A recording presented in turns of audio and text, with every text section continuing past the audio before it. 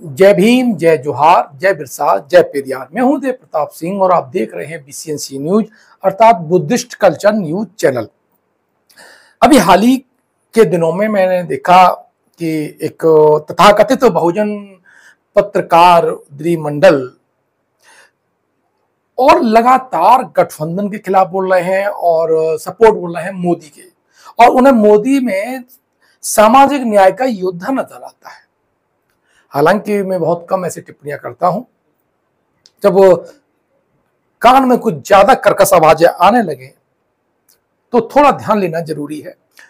उसी क्रम में मेरे एक मित्र ने कहा कि सर न्यायपालिका पे तो वो बोलते हैं कोलेजियम सिस्टम, जब मैं पढ़ा रहा था तो मैंने कहा कोलेजियम सिस्टम में ये दलितों का मुद्दा है और उस पर बोल करके लोग जो बहुजन जो लोग हैं, SC/ST आदिवासी के जो लोग हैं, उनकी सिंपैथी हासिल करना बहुत से पत्रकारों का, नेताओं का एक स्वभाव रहा है। उसी में मोदी ने भी एक संविधान संशोधन 99 वाला आया था और वो इतना कमजोर और लचर था कि वो न्यायपालिका में टिका ही नहीं। को न्यायपालिका के जो कोलेजियम से चुने हुए जो अयोग्य जज हैं जो वहां पोस्ट पा गए हैं और उन्होंने उसकी जो व्याख्या है वो दूसरे से कर दी। खैर, आज मैं इन्हीं महोदय का वो रूप दिखाऊंगा कि जिन्होंने न्यायपालिका के वास्तविक मुद्दों पर कभी लेखनी नहीं चलाई। ये वही मुद्दे उठाते हैं जहां से अपनी बहुजनों में, SC/ST में, बाबा साहब डॉक्टर अम्बेडकर के अनुयायियों में अपनी एक पहुंच कायम कर सके, अपनी रीच पहुंचा सके, क्योंकि सबको अपने फॉलोअर्स चाहिए होते हैं। और बाबा साहब डॉक्टर अम्बेडकर को मानने वाले लोग अब इनके लिए एक समूह हो गए हैं जहां ये अपने आप को रिप्रेजेंट करा करके मनवादियों से अपनी कीमत वसूलते हैं, सौदा करते हैं। इसलिए आज मैंने देखा कि कौन से मुद्दे पर आज चर्चा होगी इस वीडियो के माध्यम से। और ध्यान रखना, ये वो मुद्दे जिस मंडल मोदी का विरोध नहीं कर सकते और न करते हैं। इनकी लेखनी में नहीं होगा, हो तो मुझे बताइएगा, नहीं तो उसका मैं पोस्टमार्टम कर डालूंगा। जो मनवादी जज हैं यानी ब्राह्मण जज हैं, जो न्यायपालिका की मूल भावना के खिलाफ बोले, उन पर आज तक इनकी कोई लेखनी नहीं चली है। ये हमेशा जजों की छुट्टी, कोलेजियम सरकार, हुजूर, मिलॉर्ड, मतलब एक सतही एक जो जानकारी होती है, सतही जो तथ्य होते हैं, उनको लिख करके दलितों की भावनाओं को खेलते हैं, उनका यूज करते हैं। क्योंकि आज भी जेलों में सबसे ज्यादा SC/ST और आदिवासी हैं, पिछड़े वर्ग के लोग हैं। 80% इनकी संख्या है लगभग। दूसरा मुद्दा है, मोदी सरकार द्वारा न्यायपालिका के खर्च में लगातार कटौती की जा रही है।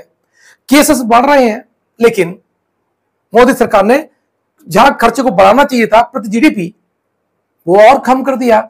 इस पर भी ये महोदय चुप रहे।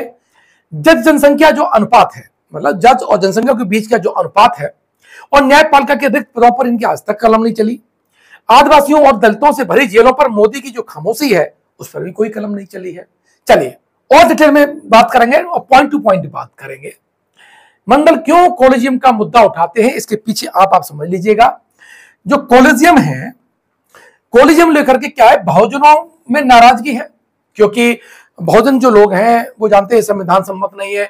और जैसे UPSC में लोग चुने जाते हैं, IAS IPS चुने जाते हैं, वैसे जज चुने जाने चाहिए, सबको बराबरी का मौका मिलना चाहिए, क्योंकि कोलेजियम इक्वल अपॉर्चुनिटी नहीं देते हैं। इसलिए बहुजनों की संख्या, दलित आदिवासियों की संख्या उसमें नहीं है। तो इसलिए दलितों में ये जो कोलेजियम का जो मुद्दा है ये बहुत गर्म है। और ये जैसे लोग, ये थोड़े से जो कहते हैं शिक्षा दुधारी तलवार होती है, ये दोनों तरफ से काट देती है। और ये वही लोग हैं, थोड़ी पत्रकारिता, सतही पत्रकारिता, थोड़ा नाम मिल गया, 4-5 जगह लिखवा दिया और उन्हीं भावनाओं से ये खेलने लगते हैं। अब इससे क्या करते हैं, ये अपनी रीच बढ़ाते हैं। सीधा आरोप है, क्योंकि अम्बेडकराइट SC/ST जो लोग हैं वो क्या है, इनके लिए एक समूह है, वो भोगता है। अब क्या करते हैं, फिर पर्दे के पीछे छुटभैया जो नेता होता है ना, जैसे आजकल गोदी मीडिया है, गोदी मीडिया क्या करती है, गोदी मीडिया के लोग मोदी मोदी चिल्लाते हैं, क्योंकि उन्हें बैंक से करेंसी मिलती है, पारितोषिक मिलता है, किसी रूप में मिलता हो, किसी पोस्ट के रूप में, तनख्वाह के रूप में, बैकडोर से जैसे भी सहायता हो वो मिल जाता है।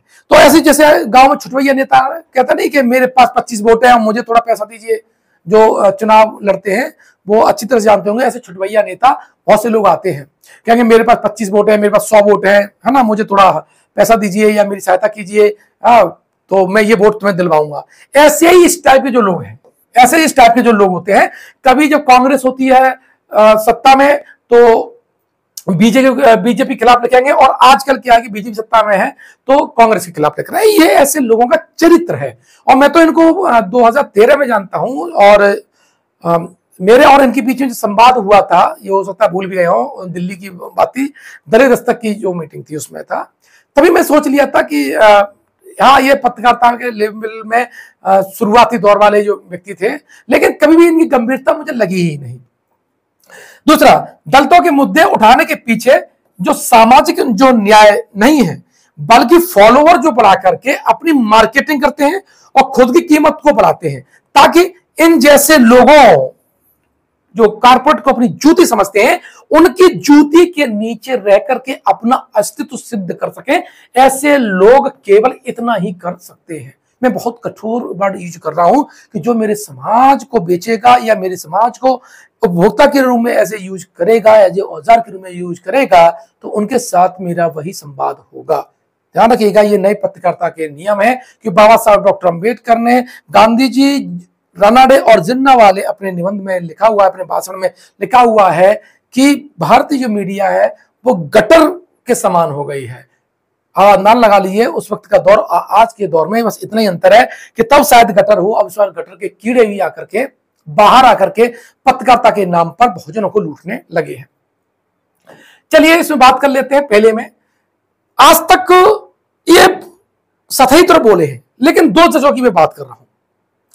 एक जो जज है, देख लीजिए इनका चेहरा अच्छी तरह से, क्योंकि इन्होंने कहा कि हाई कोर्ट के जज ने ब्राह्मणों को जमकर तारीफ की, साथ ही बोले जातिगत और धार्मिक नहीं आर्थिक आधार पर हो आरक्षण। जबकि हमारा संविधान क्या कहता है कि वो दो तरह के अल्पसंख्यक की बात करता है, एक तो भाषाई अल्पसंख्यक और एक धार्मिक अल्पसंख्यक की बात करता है। लेकिन जो आरक्षण है उसमें सामाजिक पिछड़ापन है। लेकिन ये जज महोदय क्या कह रहे हैं, आर्थिक आधार पर हो आरक्षण, जातिगत और धार्मिक आधार पर आरक्षण नहीं होना चाहिए। यानी आर्थिक, यानी उसका जो आरक्षण का जो मूल है उसको ही बदलना चाहते हैं ये महोदय है। ठीक है, ब्राह्मण है। इतने ही नहीं रुके, ये क्या बोलते हैं, केरल हाईकोर्ट के जज जस्टिस बी चिदम्बरेश ने लोगों से अपील की है कि वे जातिगत और धर्म नहीं बल्कि सिर्फ आर्थिक आधार पर आरक्षण के लिए आंदोलन करें। मुझे बताओ कि इतनी इनकी औकात है कि नहीं, इन महोदय की औकात है कि नहीं कि वो इसे लिख सकें। जज ने अपनी बात रखते हुए ब्राह्मण समुदाय की जमकर तारीफ भी की। जस्टिस चिदम्बरेश ने कोचीन में 19 जुलाई को आयोजित तमिल ब्राह्मण ग्लोबल मीटिंग में संबोधित करते हुए ये बातें कही। और ये महोदय, आप जो जज है, कैसे इसने जजमेंट दिए होंगे, इस बात का अंदाज लगा सकते हैं कि अब यह व्यक्ति अब इस्तीफा देकर के बीजेपी का प्यादा बनकर के सीट पर चुनाव लड़ रहा है। और ये क्या कहता है, योगी सरकार से बुलडोजर किराए पर ले आए। बुलडोजर क्या है, न्यायपालिका में एक तरीका होता है, उसके तहत आपको दंड देना होता है। बुलडोजर ये नहीं होता कि जाए लठैत बेच दिए।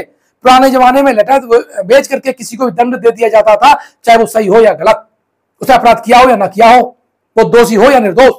नहीं, ऑर्डर हो गया राजा का कि लठैत पहुंचे और उसकी रीढ़ तोड़ देते थे। उसी प्रकार के इस निठल्ले जजों ने किसी बुलडोजर की समर्थन की थी, और तब ये कलकत्ता हाई कोर्ट का जज था।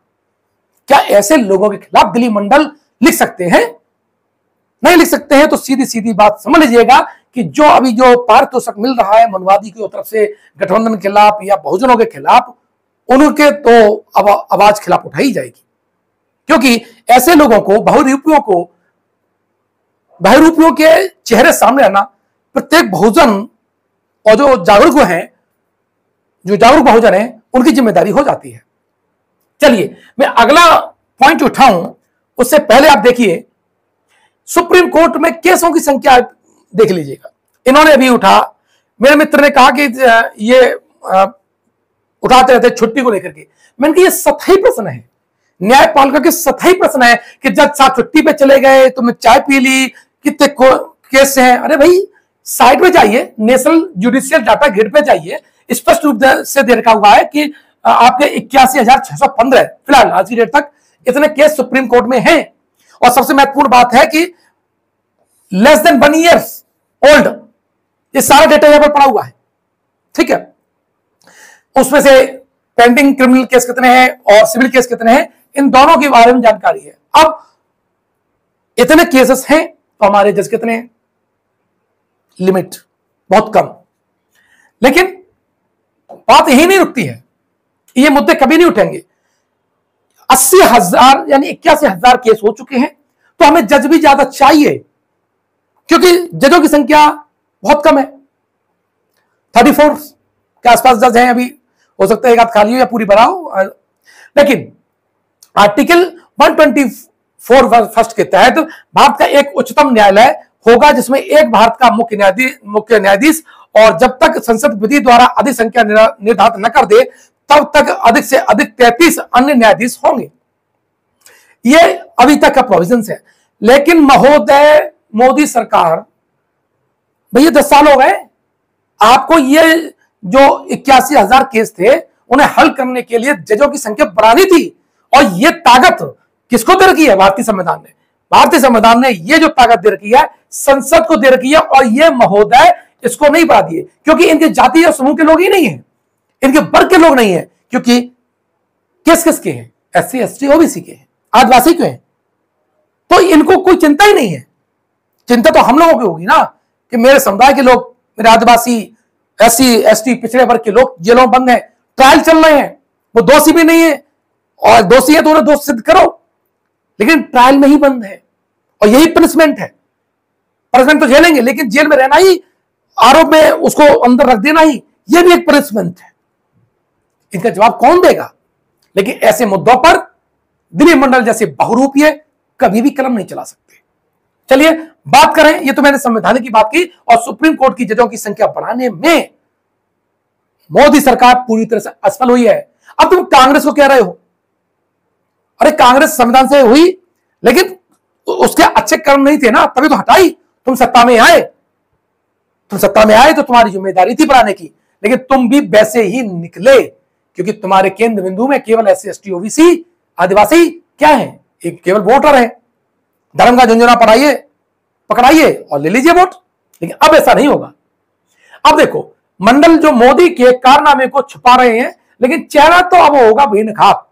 क्यों होगा? मैं अब आंकड़े आपसे बात करूंगा। क्यों बात करूंगा, ये बात समझ लीजिएगा। सुप्रीम कोर्ट के सामने भी अभी काफी बड़ी चुनौती है। केंद्रीय विधि मंत्रालय द्वारा लोकसभा में दिए गए आंकड़ों के मुताबिक मैं बात कर रहा हूं, 2014 से 2022 के बीच लंबित मामलों की संख्या में 11.13%, कितने? 11.13% की वृद्धि हुई है, घटी नहीं है। लेकिन बजट घटा है, बजट में बढ़ोतरी नहीं हुई, जजों की संख्या में बढ़ोतरी नहीं हुई। हमने टेक्नोलॉजी का प्रयोग करते हुए जल्दी न्याय मिले, उसकी कोई व्यवस्था नहीं की है, और मोदी सरकार इसमें पूरी तरह से असफल हुई है, और मंडल जैसे लोग इस पर कलम अभी तक नहीं चला पाए हैं। कलम इन मुद्दों पे चलनी चाहिए थी, लेकिन करेंगे क्या? दलितों की भावनाओं से खेलेंगे। हमारे कुछ भाई जय भीम उनके मुंह से सुन लेते हैं, अच्छी बातें कुछ सुन लेते हैं और फॉलोअर हो जाते हैं। तभी मैं बता रहा हूं आपको, इन जो भेड़ियों के अंदर, ये जो भेड़िए जो आपको वोटर के रूप में यूज करते हैं, इनकी सच्चाई जानना जरूरी है, क्योंकि आपकी बात कहने वाला जरूर नहीं है कि वो आपका हितैषी ही हो। अब देखिए, 14,840 मामले 5 से 10 सालों से लंबित पड़े हुए हैं। बताइए, 5 से 10 साल इन्हीं का समय है ना ये तो। और 4,735 मामले 10 से 20 सालों से लंबित पड़े हैं। देरी से न्याय अगर मिलता है तो वो न्याय नहीं रह जाता इसकी। और जब न्याय नहीं मिलेगा तो यही भीड़ इस लोकतंत्र की हत्या कर डालेगी, क्योंकि अगर न्याय नहीं मिलेगा तो कोई हथियार उठा लेगा। इसीलिए लोकतंत्र में सबसे बड़ी भूमिका न्यायपालिका की हो जाती है, क्योंकि जितनी जल्दी न्याय होगा, लोगों में संविधान और न्यायपालिका के प्रति विश्वास रहेगा, अन्यथा यही लोग, यही भीड़ इकट्ठी होकर के इनके खिलाफ भी हो सकती है।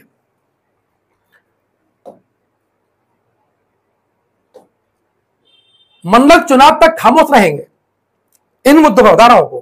सावधान, राहुल का विरोध पर ही टुकड़े मिलेंगे। विरोध कर रहे हैं क्योंकि ऐसे लोग क्या करते हैं, एक जैसे गोदी मीडिया है वो बीजेपी का पक्ष लेकर के कमाती है, कुछ मीडिया है कांग्रेस का पक्ष लेकर कमाती है। ये अब अंदाज लगा लेना कि अभी किस ओर से बैटिंग कर रहे हैं, ठीक है। लेकिन रन आउट करना हमारी जिम्मेदारी है।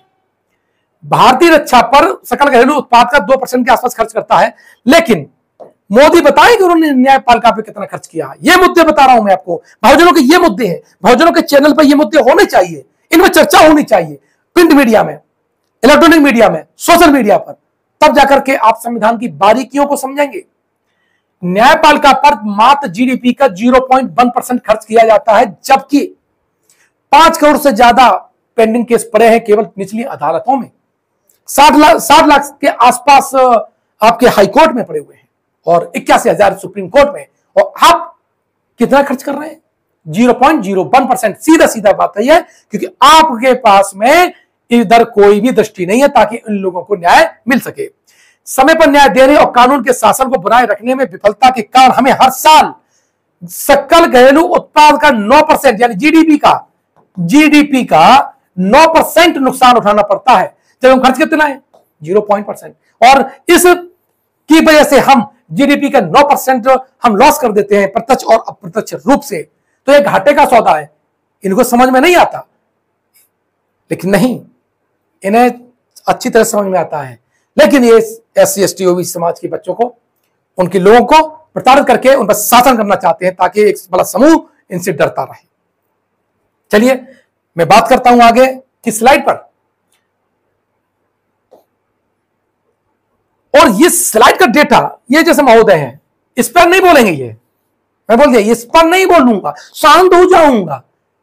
अभी तो कांग्रेस के खिलाफ बोल रहे हैं ना, लेकिन इनको हम बुलवा देंगे, जो चाहेंगे वो बुलवा दें इनसे। क्या हम जानते हैं ना कि ऐसे लोग पेशेवर जो एजेंट होते हैं, ब्रोकर होते हैं, तो जहां इनको पीछे से पट्टा मारा ये पाला बदल देते हैं। 2020-21 के केंद्रीय बजट में न्यायपालिका के विभिन्न अंगों को दिए जाने वाले फंड में काफी कटौती की गई है। क्या यह शख्स मोदी की आलोचना इस आधार पर कर सकता है इस चुनाव में कि आपने फंड में कटौती क्यों की न्यायपालिका के लिए? उदाहरण के लिए स्वायत्त निकायों के लिए आवंटन, जिसमें राष्ट्रीय विधिक सेवा प्राधिकरण, राष्ट्रीय न्यायिक अकेडमी और भारतीय विधि संस्थान और अन्य शामिल हैं, 2019 और 20 में 159 करोड़ रुपए से घटाकर कितना कर दिया? 117 करोड़, जबकि ये बढ़ाया जाना चाहिए था, ये घटा दिया गया है। कर बोल पाएंगे? ये बोल पाएंगे?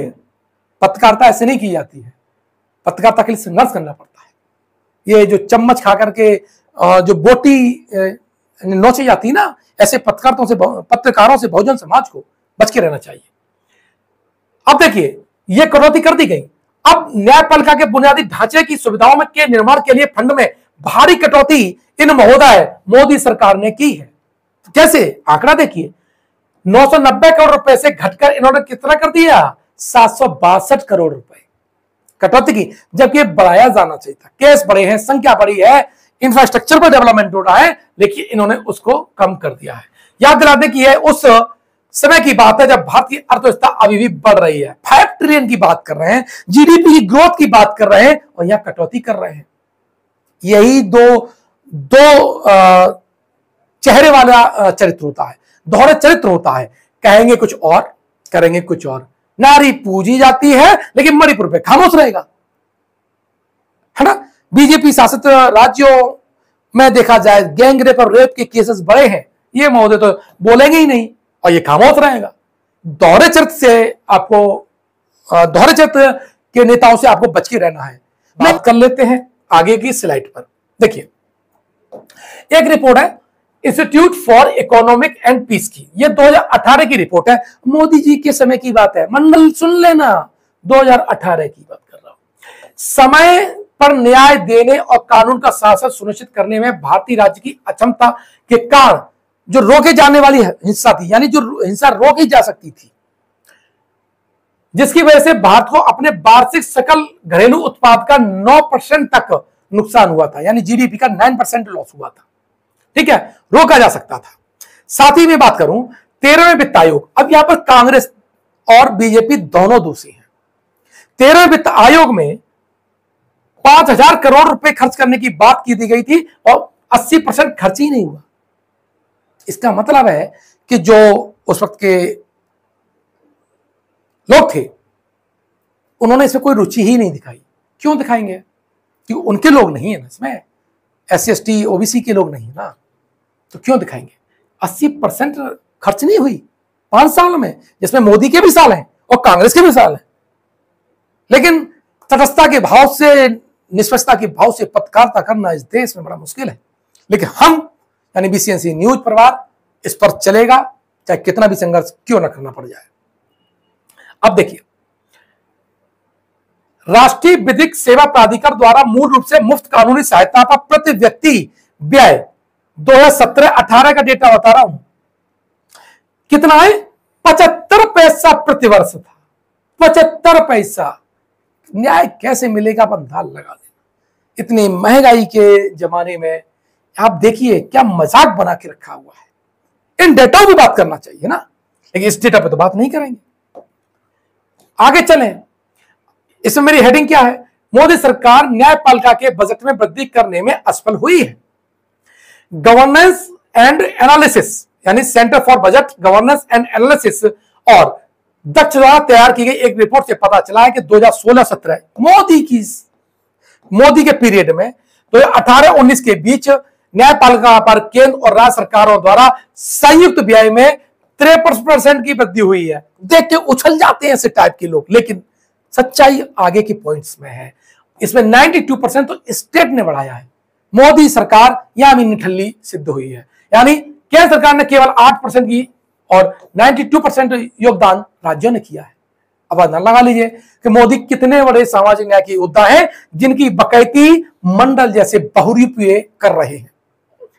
चलिए आगे चले। तो जजों की संख्या बढ़ाने में ये असफल सिद्ध हुए, उसके बजट बढ़ाने में असफल सिद्ध हुए, केसों को वो जल्दी हल किया जा सके उसके लिए इंफ्रास्ट्रक्चर बनाने में ये असफल सिद्ध हुए। यानी न्याय देने में हमारी न्यायपालिका इसलिए अक्षम साबित हो रही है क्योंकि वहां पर जो संसद है वो अपनी भूमिका नहीं निभा रही है।